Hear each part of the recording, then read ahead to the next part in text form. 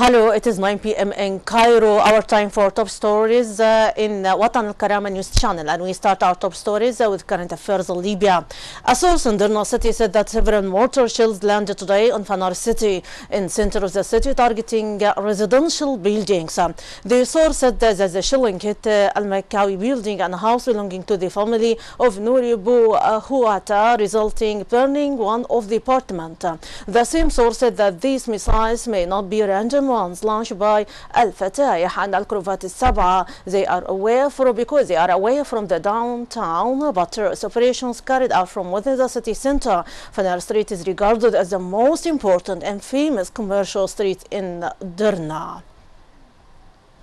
Italian Foreign Minister Paolo Gentiloni warned the outgoing conference of wasting more time, calling on it to sign a dialogue draft sponsored by the United Nations mission. Gentiloni added that there must be progress in dialogue path, pointing out that there is no time to leave Libya for another month in this situation without establishing a unity government and without a political ideology.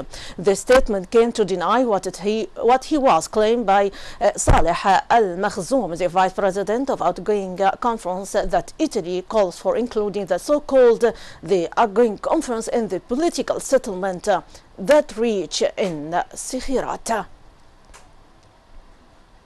Security Director of Egyptian Matruh Governor Brigadier Hisham Lotfi stressed that 285 Egyptians returned from Libya through Saloum border crossing between the two countries. Lotfi added that among the returnees were 93 people who had left the country illegally, pointing to that the speed of the special procedures implemented for citizens from both two sides are okay. Travel procedures of 868 people, including 227 Egyptian and 641 Libyans, were accomplished during the last week. Parliament member of Foreign Committee As-Salahin Abdel Nabi said that he, accompanied by a member of the Interior Committee Ali Saiti, met with Parliament senior officials of the U.S. Senate, the U.S. envoy in Libya, and advisor for presidents of the National Security Council to discuss the latest developments in the Libyan arena. Abdel Nabi called on the U.S. administration to assist in the rehabilitation, training, and arming the Arab Libyan armed forces and security forces. He added that he appealed to the U.S. administration to impose sanctions against those who obstruct the national dialogue. And now to the Arab arena, and from Yemen, fighters loyal to Yemen's deposed president seized about 10 southern villages from Houthi forces today, maintaining momentum in their offensive a day after capturing the country's biggest airbase. Residents and loyal sources said clashes took place across the southern province of Lahj, most of which is now back in the hands of the Saudi-backed loyalist forces. Militias siding with President Abdrabbu Mansour Hadi, who fled Yemen for Saudi Arabia in March, and army units trained and equipped by Gulf Arab countries have made advances against the Iranian-allied Houthis in recent weeks. Posted by Saudi-led airstrikes, they drove the Houthis from the port city of Aden last month, then pushed to the world and recaptured the Al-Anad airbase from Houthi forces yesterday after besieging it for days.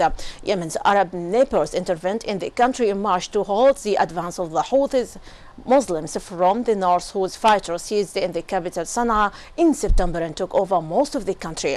The Sunni Muslim of Gulf states say that Houthis are a proxy for Iran and aim to restore Hadi to power in Sana'a. The UN envoy to Yemen, Ismail al-Sheikh Ahmad, renewed his call today for an immediate ceasefire in the conflict based on a plan involving Houthi withdrawal from main cities to pave way for the exiled government return. And now to PKK crisis. 2 Turkish soldiers and an armed guard were killed in a blast from a homemade mine planted by Kurd militants today in the southeastern province of Syriac. Security sources said the death came amid surge of attacks against the military by the outlaw Kurdistan Workers' Party (PKK) and reprisal airstrikes by Turkish jets on PKK targets in northern Iraq. Security officials said that PKK militants planted the remote control device and detonated it as a military car passed. The blast injured 2 others in addition to 3 fatalities. Another soldier was killed and was wounded when militants attacked a guard post in Srinagar with Iraqi-propelled grenade. The death brings the number of Turkish security forces killed by PKK since July 20 to at least 19, the worst bloodshed since the group and the government agreed a ceasefire in 2013. Turkish military tightened security around the region after the attack. Today, military helicopters were hovering around the mountains of Srinagar as plumes of smoke rose from the area. The PKK announced it was stepping up attacks in mid-July over what it said were ceasefire violations, but has responded with yet more violence since Turkey began its campaign on PKK camps in northern Iraq on July 24. Turkish officials have said strikes against PKK are a response to increased violence from the militants. And now to Iraq. British Defense Minister Michel Fallon said his country will increase its support to the Iraqi army at its fight against terrorist Daesh group.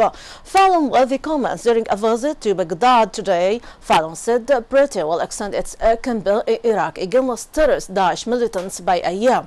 He said it would use aging Tornado fighter jets to conduct strikes until at least early 2017.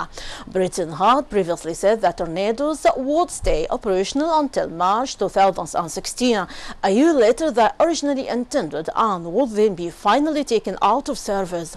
But Fallon said that the Cyprus-based planes had capabilities which meant should fly longer. The US-led coalition has conducted dozens of the strikes in Iraq and Syria in recent days as it seeks to weaken militants who have seized large swathes of both countries as part of the drive to create a caliphate. Britain is part of the US-led coalition, but only has parliament's backing to carry out strikes in Iraq, not Syria. And now to Ukraine. Envoys of Ukraine, Russia separatists and security watchdog OSCE gathered in Minsk for one of their regular meetings on the progress of the ceasefire. The meeting held at President Hotel in Belarusian capital lasted well into the early hours of today as the sides tried to reach progress. However, they were unable to agree on any deal about prisoner swap or a pull out of more weapons from the front line as deep divisions remained in negotiations between Ukraine and the separatists. Ukraine, Russia and Moscow-backed separatists are discussing possibly extending the pullback of weapons in East Ukraine to include tanks and smaller weapon systems. So far, only weapons of over 100mm caliber, including large artillery, heavy mortar and powerful rocket systems, have been withdrawn from the line of contact between government forces and separatist rebels under an accord reached in Minsk in February. Rebel officials have said 22 civilians are rebel fighters are being killed and 29 wounded last month as a result of attacks from the Ukrainian side. Separatist press service, the AN, reported. My audience, that is the wrap-up of our top stories for today. For much more, you can check our website www.watalkarama.tv. Thanks very much. With us, my greeting, Rانيا البليدى.